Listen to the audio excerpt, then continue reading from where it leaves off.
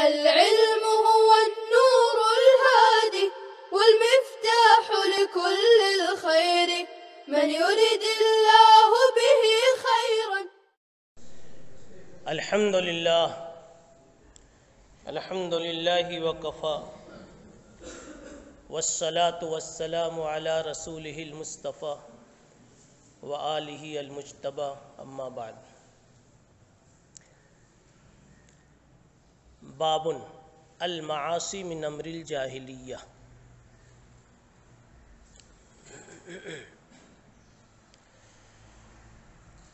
اس عنوان پر گزشتہ سبق میں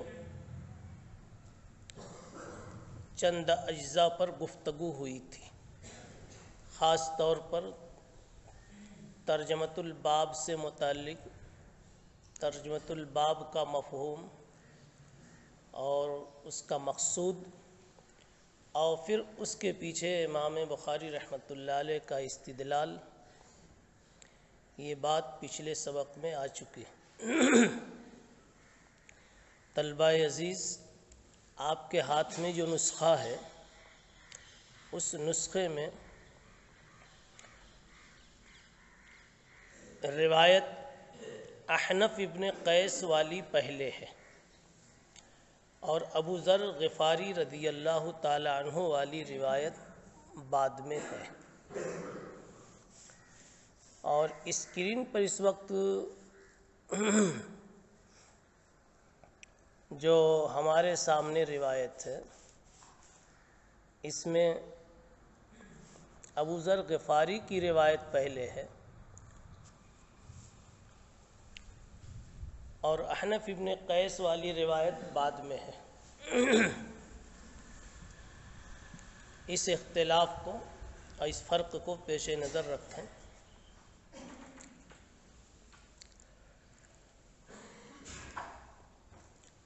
مقصود امام بخاری رحمۃ اللہ علیہ کا یہ تھا کہ معاصی جاہلیت کے اثرات میں سے ہیں، لہذا مرجئیہ کا یہ کہنا کہ معاصی سے کوئی نقصان نہیں ہوتا، ان کا یہ کہنا صحیح نہیں ہے. دوسرا مقصد یہ تھا امام بخاری رحمۃ اللہ علیہ کا کہ معاصی کے ارتکاب سے کوئی آدمی کافر اور مشرک نہیں ہوتا. مرجئیہ کی تردید اور خوارج کی تردید پیش نظر تھی. انکم رؤن فی کا جاہلیہ سے پہلا مدعا ثابت کیا. ان اللہ لا یغفر ان یشرک بہ ویغفر ما دون ذلک لمن یشاء. اس سے دوسرا مدعا ثابت کیا کہ اللہ تعالیٰ سارے گناہوں کو معاف کر دیں گے، شرک کو نہیں معاف کریں گے. پتہ چلا معصیت سے انسان معافی کے دائرے سے خارج نہیں ہوتا، کافر نہیں ہو جاتا. اور آپ کے نسخے میں ساتھ میں ایک اور بھی آیت ہے، وَإِن طَائِفَتَانِ مِنَ الْمُؤْمِنِينَ اقْتَتَلُوا فَأَصْلِحُوا بَيْنَهُمَا. یہ مرجئیہ کی تردید کے لیے بڑی واضح اور خوبصورت آیت ہے. مرجئیہ کی نہیں، خوارج کی اور معتزلہ کی.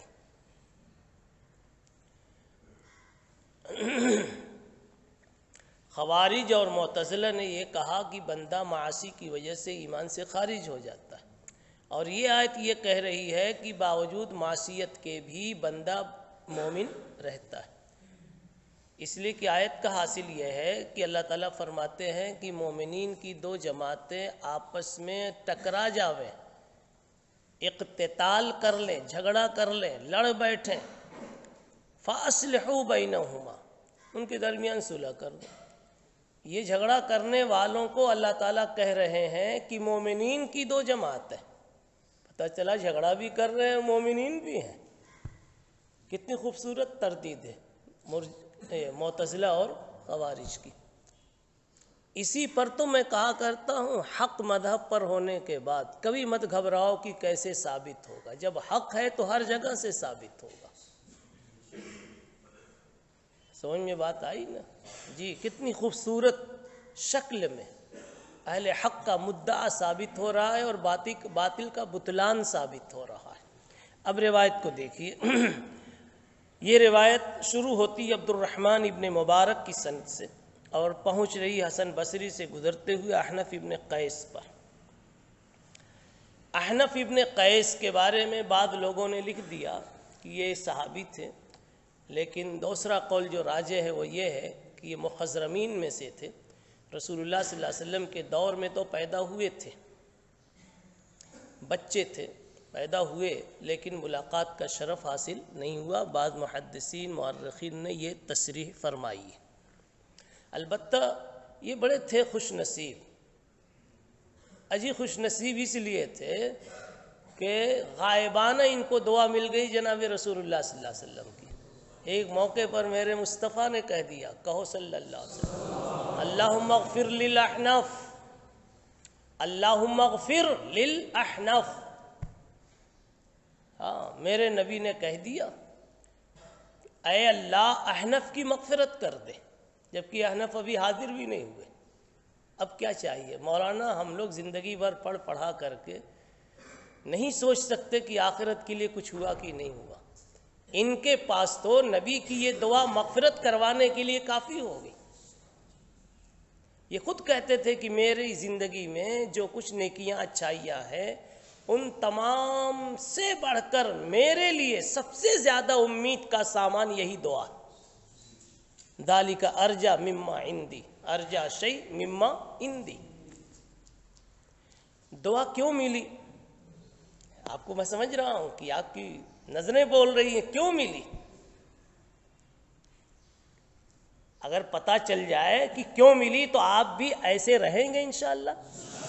یہ نگاہیں کیوں پسند آئی؟ جواب سرمے کی وجہ سے، تو سرما لگائیں گے جی انشاءاللہ۔ نیتوں کے ساتھ پڑھنا چاہیے جی۔ بات یہ ہے کہ اس کا راز کھلا۔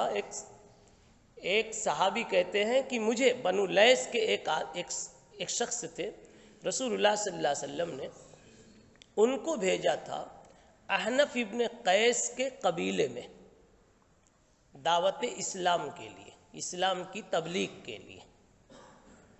وہاں جب یہ پہنچے اور دعوت دینے کا کام شروع کیا تو پورے قبیلے والوں نے، کسی نے بھی قبول نہیں کیا، سب نے انکار کر دیا اسلام کا، سوال احنف الصبی۔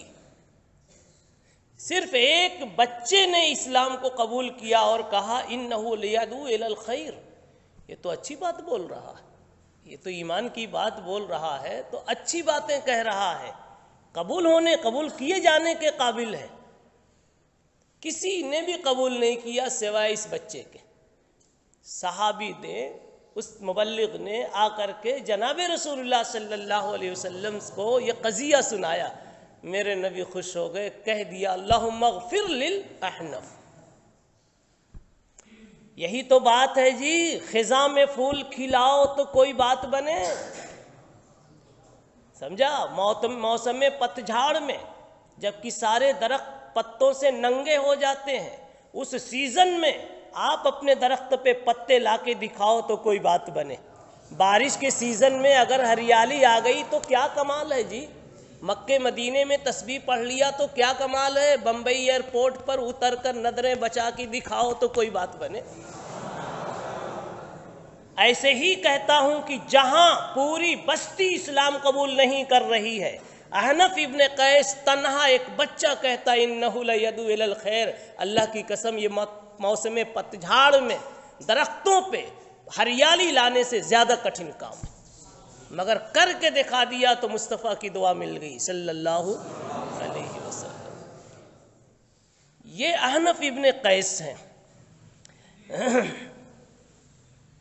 یہ ان کی روایت تھے۔ اب آگے دیکھیے روایت پر دھیان دیجئے۔ ذہبت لانصر ھذا الرجل فلقینی ابو بکرۃ۔ احنف ابن قیس کہتے ہیں کہ میں نکلا اس انسان کی مدد کرنے کے لیے۔ کون انسان تھے؟ حضرت علی تھے۔ سر اوپر کیجئے، دیکھیے جنگ جمل کا موقع تھا، جنگ صفین کا نہیں، جنگ جمل کا موقع تھا جو حضرت علی اور دوسری طرف حضرت عائشہ، حضرت طلحہ وغیرہ، حضرت زبیر وغیرہ ایک طرف تھے. جھگڑا چل رہا، اختلاف، لڑائی چل رہی تھی، جنگ جمل کا قضیہ تھا. اس میں احنف ابن قیس نکلے تھے کہ حضرت علی کی مدد کروں. اسی کو کہہ رہے ہیں میں نکلا تھا تاکہ میں مدد کروں حضرت علی کی. اتنے میں راستے میں مجھے مل گئے ابو بکرہ نفع ابن حارث. انہوں نے مجھے ایک حدیث سنا دی اور مجھے واپس ہونا پڑا. میں ٹھنڈا ہو گیا. یہ پوری روایت کا حاصل ہے. کیا حدیث تھی وہ دیکھیے. میں نکلا اس آدمی کی مدد کے لیے تو مجھے مل گئے راستے میں ابو بکرہ. تو پوچھنے لگے این ترید، کہاں جانا چاہ رہے ہو، کہاں کا ارادہ ہے؟ تو میں نے کہا انصر ھذا الرجل. یہ کنائی انداز کبھی کبھی ہوتا ہے تاکہ آدمی ہر کوئی نہ سمجھے کہ کس کی مدد کو جا رہا ہے، ورنہ راستے ہی میں کبھی کبھی خطرے بھی ہو جاتے ہیں کہ یہ تو اس پارٹی کا ہے یا اس پارٹی کا ہے کہ نہیں. قال ارجع، کس نے کہا؟ ابو بکرہ نے کہا ارجع، واپس ہو جاؤ. فإنی سمعت رسول اللہ صلی اللہ علیہ وسلم، واپس ہو جاؤ، میں نے اللہ کے نبی صلی اللہ علیہ وسلم کو فرماتے ہوئے سنا ہے اذا التقى المسلمان بسیفیہما، جب دو مسلمان اپنی اپنی تلواروں کو لے کر کے نکل جاویں، فالقاتل والمقتول، جب دو مسلمان اپنی اپنی تلواروں کو لے کر کے لڑ بیٹھیں تو قاتل اور مقتول دو کے دونوں جہنم میں. میں نے پوچھا یا رسول اللہ ھذا القاتل، قاتل کا تو معاملہ تو صاف لگتا ہے کہ وہ جہنم میں کیوں جائے گا. فما بال المقتول، مقتول کیوں جائے گا، آخر اس کا کیا وہ معاملہ ہے. فما بال المقتول، مقتول کا کیا معاملہ. آپ نے فرمایا انہ کان حریصا علی قتل صاحبہ، ارے ایک قاتل اس لیے جہنم میں گیا کہ وہ قتل کیا اس نے، مقتول اس لیے جہنم میں جائے گا کہ وہ گو مقتول ہو گیا مگر وہ بھی تو قتل کے ارادے ہی سے میدان میں اترا تھا. اس لیے القاتل والمقتول کلاہما فی النار. یہاں ابو بکرہ کو پہلے سمجھ لیجئے کہ ابو بکرہ کون ہے. یہ صحابی ہیں، نفع ابن الحارث ان کا نام ہے. ایک قول کے مطابق نفع ابن مسروح ان کا نام، یعنی ان کے والد کا نام یا تو حارث ہے یا تو مسروح. کنیت ان کی ابو بکرہ. ابو بکرہ ان کی جو کنیت ہے نا وہ بھی ایک ان کی زندگی کی تاریخ پر مشتمل ہے. جب رسول اللہ صلی اللہ علیہ وسلم نے طائف کے قلعے کا محاصرہ کیا تھا اور طائف والے سب اپنے اپنے قلعے میں محصور تھے، تو آپ نے اس وقت اعلان کیا تھا، غیر یہ کفار تھے تو آپ نے اعلان کیا کہ اس قلعے سے جو کوئی بھی غلام باہر آ جائے گا وہ ہماری طرف سے آزاد ہوگا، یعنی ہم غلام بنا کر نہیں رکھیں گے. تو قلعہ تو بند تھا، دروازے بند تھے، مگر اس کی فصیل سے، دیوار سے پر چڑھ کر کے اس سے ایک رسی لٹکائی انہوں نے موٹی سی، اور رسی پکڑ کر کے نیچے اترے اور رسول اللہ صلی اللہ علیہ وسلم کی خدمت میں آ کر اسلام قبول کیا. تو اس دن اللہ کے نبی نے آپ کی کنیت رکھ دی چرخی والا، اور بکرہ کہتے ہیں چرخی کو، اس لیے کنیت پڑ گئی ابو بکرہ، کنیت ان کی پڑ گئی ابو بکرہ. تو یہ ابو بکرہ ہے. انہوں نے جو مضمون سنایا اس میں ایک بات قابل توجہ، یہ کہا قاتل مقتول دونوں جہنم میں. احنف ابن قیس اس کی وجہ سے واپس ہو گئے. اس سے ایک سبق ملا کہ اگر اپنے ہی دو آدمی لڑ رہے ہوں تو اگر آپ صلح کرا سکتے ہیں تو صلح کرا دیجئے، فَأَصْلِحُوا بَيْنَهُمَا. اور صلح نہیں کرا سکتے تو پھر آپ ایک طرف ہو کر کے بیٹھ جائیں. بعض لوگوں نے یہ کہا، اور بعض لوگوں نے کہا ہے محق کا ساتھ دیجئے اور مبتل کا ساتھ نہ دیجئے. جو حق پر ہے اس کا ساتھ دیجئے اور جو باطل پر اس کا ساتھ نہ دیجیے، دونوں طرح کی اس میں رائے۔ تیسری بات، ابو بکرہ نے جو حدیث سنائی کہ قاتل اور مقتول دونوں جہنم میں، تو اس وقت جو سنائی روایت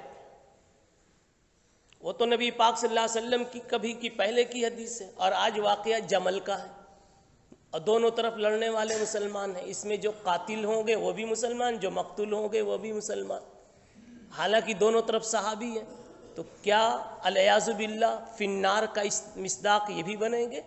ایک سوال نہیں، فی النار کا مصداق نہیں بنیں گے، بس مشکل یہ ہے کہ جب یہ مسلم ہے کہ ہر صحابی جنتی ہے، کُلًّا وعد اللہ الحسنى، کُلًّا وعد اللہ الحسنى، ہر ایک سے اللہ نے جنت کا وعدہ کر لیا ہے، وہ چاہے جمل والا ہو اور چاہے صفین والا ہو اور چاہے ادھر والا ہو یا ادھر والا ہو، کلن میں جتنی تعمیم ہو سکتی کر لیجئے، ہر ایک سے اللہ نے جنت کا وعدہ کر لیا ہے، چاہے فتح مکہ سے پہلے والا ہو یا فتح مکہ کے بعد والا، کوئی بھی صحابی ہو، تو ہیں تو سارے جنتی، اس لیے کہ دونوں طرف صحابی ہیں۔ پھر اس موقع پر اس حدیث سنانے کا کیا مطلب ہے؟ مطلب ہے زجر ہے، اور مطلب تحدید ہے، مطلب منع ہے کہ اے لوگو آگ لگی ہوئی ہے تو اور مت لگاؤ، اور مت بھڑکاؤ۔ ایک عام حدیث سنا دی کہ رسول اللہ صلی اللہ علیہ وسلم نے فرمایا کہ جب دو مسلمان تلواریں لے کر کے نکلیں اور آپس میں لڑیں تو جو قاتل ہوگا وہ بھی جہنم میں، جو مقتول ہوگا وہ بھی جہنم میں۔ یہ صحابی کے لیے نہیں، یہ جنرل ایک بات تھی، یہ اس موقع پر سنانا صرف احنف ابن قیس کو ٹھنڈا کرنے کے لیے ہوتا ہے، اور اگر اتنی سخت روایت نہ سناتے تو جو آدمی گھر سے تیار ہو کر کے کسی ایک کی طرفداری یا حمایت اور معاونت کے لیے نکلا ہے، اس کا رکنا مشکل تھا، اس لیے رکنے کے لیے اتنی زبردست حدیث سنانے کی ضرورت پڑی، ورنہ یہ مطلب ہرگز نہیں اور یہ صحیح بھی نہیں کہ ان میں سے کوئی بھی جہنم میں جائے گا، اس لیے کہ نص قطعی موجود ہے کہ کُلًّا وعد اللہ الحسنى۔ جی دوسری روایت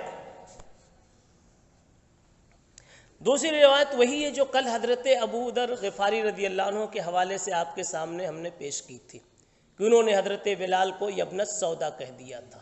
یہ روایت کل میں عرض کر چکا آپ کے سامنے، آج صرف روایت کا ترجمہ کر دیتا ہوں۔ دیکھیے، ابو ذر غفاری سے میں ملا، حضرت معرور کہتے ہیں، ربضہ میں ملا، ان کے اوپر ایک جوڑا تھا، یعنی کہ کرتا پاجامہ، کپڑے کے مجموعے کو، جی ایک جوڑا تھا، اور ان کے غلام پر بھی ایک جوڑا تھا۔ فَسَأَلْتُهُ عَنْ ذَلِكَ، میں نے پوچھا کہ یہ دونوں کے کپڑے ایک جیسے کیسے؟ آقا کا تو کچھ اور ہونا چاہیے، غلام کا تو کیسا بھی ہو جاوے۔ تو انہوں نے کہا کہ اصل میں ایک مرتبہ میری پٹائی ہو چکی، ایک مرتبہ ڈٹائی ہو چکی، پٹائی ترجمہ بمانا ڈٹائی، کہ میں نے بلال کو جو پہلے غہیں غلام تھے معمولی سمجھ کر کے کچھ کہہ دیا تھا، تو میرے اوپر ڈانٹ پڑی رسول اللہ صلی اللہ علیہ وسلم کی، تو اب میں غلاموں کا احترام کرتا ہوں تاکہ کبھی غلاموں کے سلسلے میں کوئی بے ادبی، حق تلفی نہ ہونے پائے۔ گویا کہتے ہیں کہ کون جلی بلی؟ دودھ کی جلی بلی چھانچ بھی پھونک پھونک کر کے پیتی، یہ مسئلہ مشہور ہے نا۔ تو ایک مرتبہ چونکہ ڈانٹ ان کو پڑ چکی تھی، اس لیے اب قدم پھونک پھونک کے رکھ رہے ہیں، اس لیے غلام جو ان کے پاس ہے اس کو بھی وہی کپڑا پہنا رہے ہیں جو خود پہن رہے ہیں۔ اور پھر اس موقع کی ایک حدیث سنا دی، وہ اپنا واقعہ سنایا، ساببت رجلا فعیرتہ بامہ، دیکھا نا، میں نے ایک رجل کو یعنی بلال کو کچھ سخت سست کہہ دیا تھا اور ان کی اماں کا نام لے کر کے ہم نے آر دلا دیا تھا، تو مجھ سے نبی پاک صلی اللہ علیہ وسلم نے کہا تھا، اے ابو ذر عیرتہ بامہ، اس کی ماں کو کا ذکر کر کے آر دلاتا ہے، انک امرؤ فیک جاہلیہ، ابھی جاہلیت کا اثر تم میں باقی ہے، اخوانکم خولکم، یہ بھائی ہیں تمہارے جو تمہارے ماتحت ہے، یعنی تمہارے جو غلام اور نوکر ہیں یہ تمہارے بھائی ہیں، امیر بن گئے تو کیا ہوا، بڑے بن گئے تو کیا ہوا، یہ تمہارے سامنے بے عزت نہیں ہے، چھوٹے نہیں ہیں، بس یہ ایک ترتیب ہے. ان اخوانکم خولکم جعلہم اللہ تحت اللہ تعالیٰ نے ان کو تمہارے اختیار کے نیچے رکھ دیا ہے. پس جس کا غلام اس کے اختیار کے نیچے ہو، یعنی اس کے ہاتھ کے نیچے ہو، تو اس کو وہ کھلائے جو وہ کھاتا ہے، وہ پہنائے جو پہنتا ہے، اور اس کو تکلیف اور ذمہ داری مت دو اتنی جو اس پر بھاری پڑ جائے. پھر اگر تم ان کو وہ ذمہ داری دیتے ہو تو ان کی مدد بھی کرو، یعنی ان کا بوجھ کم کر دو، یا یہ کہ زیادہ وہ کام کرتے ہیں تو معاوضہ زیادہ کر دو، خوش کر دو، کسی بھی طرح ان کی پریشانی ہلکی کر دو. فَعِینُوهُمْ. اس میں جو حضرت ابو ذر غفاری رضی اللہ تعالیٰ عنہ کا ذکر آیا، ابو ذر غفاری رضی اللہ عنہ ایک عجیب صحابی تھے. نام ان کا جندب ابن جنادہ ہے. سن 32 ہجری میں ان کا انتقال ہوا ہے. مجذوب صحابہ کرام میں تھے، بلکہ یہ ممتاز مجذوب تھے، اپنی مستی میں مست رہتے تھے. علم اتنا تھا کہ حضرت علی ابن ابی طالب رضی اللہ تعالیٰ عنہ نے فرمایا ملی وعاء ملی علما. ابو ذر وعاء ملی علما. ابو ذر نام ہے ایک ایسے برتن کا جو علم سے بھرا ہوا. ابن مسعود کے علم، یہ ان کے بارے میں کہا گیا کہ ابن مسعود کے علم کے برابر ان کا علم تھا، اور ابن مسعود افقہ الصحابہ کہلاتے تھے. جی تو یہ بھی اسی قبیل سے ہوئے. اور ان کے بارے میں یہ ہے کہ ان کا انتقال ہوا ہے ربضہ میں. جناب رسول اللہ صلی اللہ علیہ وسلم نے ان کو ایک مرتبہ پہلے ہی بتا دیا تھا. ایک مرتبہ اللہ کے نبی نے کہا ابو ذر مسجد میں سوئے تھے، تو پوچھا اے ابو ذر جب تم کو لوگ مدینے سے نکال لیں گے تو کہاں جائے گا؟ کہنے لگے شام چلا جاؤں گا. کہا پھر وہاں سے لوگ بھگا دیں گے تو کہاں جائے گا؟ کہا پھر مدینہ آ جاؤں گا. دیکھ لو صوفی جی لگ رہے نہیں لگ رہے. ہاں کہا مدینہ آ جاؤں گا. پھر کیا ہوگا؟ ایسے پوچھتے پوچھتے آپ نے کہا میں بتا دوں، جہاں لوگ جانے پہ مجبور کریں وہاں چلے جانا، وہیں خیر ہوگی. چنانچہ حضرت عثمان غنی رضی اللہ عنہ کا دور آیا تو حضرت عثمان نے ان کو ربضہ بھیج دیا مدینے سے دور کہ وہیں تم اکیلے رہو. سمجھا؟ اور آپ صلی اللہ علیہ وسلم نے اپنی زندگی میں اشارہ دیا تھا کہ یہ ایسی جگہ مریں گے جہاں تنہا ہی ہوں گے، ان کی نماز پڑھنے والا بھی کوئی نہیں ہوگا. وہ یہ ہوا تھا تبوک کے موقع پر، جب کئی لوگ پیچھے رہ گئے تھے نا، تو تبوک کے موقع پر ان کی سواری ساتھ نہ دے سکی تو یہ بعد میں گئے، شریک ہوئے، بعد میں گئے اور پیدل ہی اپنا سامان لاد واد کر کے جا رہے تھے. پہنچتے پہنچتے اندھیرے میں آپ صلی اللہ علیہ وسلم نے دیکھا کہ کوئی انسان آ رہا ہے. دھیان دیا تو پتہ چلا ابو ذر ہے. تو آپ صلی اللہ علیہ وسلم نے اسی وقت کہہ دیا ابو ذر یمشی وحدہ یموت وحدہ یبعث وحدہ. ابو ذر تنہا آ رہا ہے، تنہا مرے گا، تنہا ہی اٹھایا جائے گا. تو ابو ذر غفاری کا انتقال ربضہ میں ہوا، اور اس طرح ہوا کہ ان کی بیوی ہے اور وہ ہے، انتقال ہوا، دفن غسل دے کے بیوی نے تیار کر دیا. انہوں نے کہہ دیا تھا میرا جنازہ راستے پر رکھ دینا، جو سب سے پہلے گزرے وہ پڑھ دے گا. اتفاق اور حسن اتفاق کہ جنازہ رکھا ہوا راستے میں، ایک مسلمان گزرے، حضرت سیدنا عبداللہ ابن مسعود رضی اللہ تعالیٰ عنہ. انہوں نے جنازے کی نماز پڑھائی. پوچھا کون؟ کہا ابو ذر ہے. نماز پڑھائی اور اسی وقت کہا صدق رسول اللہ صلی اللہ علیہ وسلم ابو ذر یمشی وحدہ ویموت وحدہ ویبعث وحدہ وآخر دعوانا الحمدللہ رب العالمین. السلام عليكم. لا تنسوا الاعجاب بالفيديو والاشتراك في القناة تشجيعا لنا لنستمر بنشر المزيد إن شاء الله.